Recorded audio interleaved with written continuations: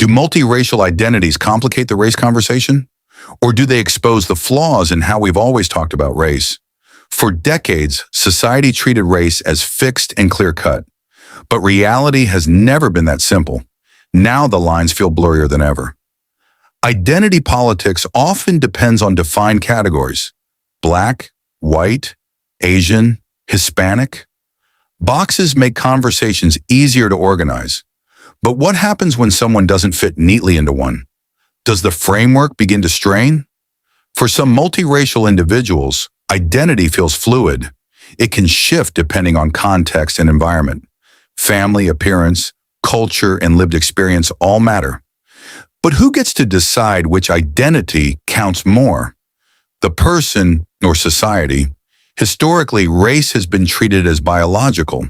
Modern science tells us race is largely a social construct. Genetic variation doesn't align neatly with racial categories. So if race isn't strictly biological, what exactly are we debating? A social label? A political tool? Some argue multiracial identity strengthens the case that race is socially defined. If identity can be flexible, it proves categories are artificial. But others say lived experience still shapes reality. Perception by others still carries consequences. Consider appearance. If someone looks Black, they may be treated as Black, even if they are equally white. Does external perception override internal identity? Who has the final authority?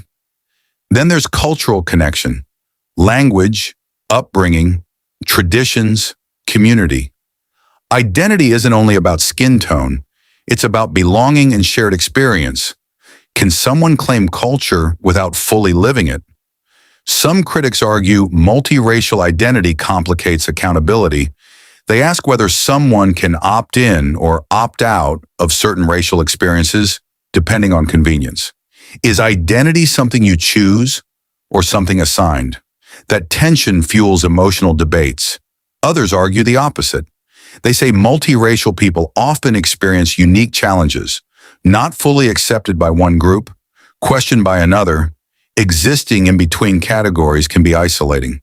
Politically, race shapes policy discussions, representation, affirmative action, discrimination laws. But where do multiracial identities fit? Do traditional racial frameworks still work? Or are they becoming outdated? Maybe the deeper issue is this: are we treating race as personal identity or as a structural classification? Because those are not the same thing, and mixing them creates confusion. So do multiracial identities complicate the race conversation?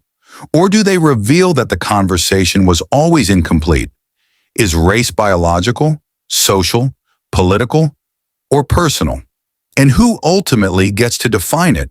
The individual or the system? Ultimately, multiracial identities challenge us to rethink the rules we've taken for granted. They ask whether rigid categories help or hinder understanding. By existing between boxes, they reveal assumptions we rarely question. They force society to confront discomfort and ambiguity. And they highlight that identity is often more personal than political. Perhaps the most important question is this: are we listening to the experiences of multiracial individuals, or are we trying to fit them into pre-existing frameworks?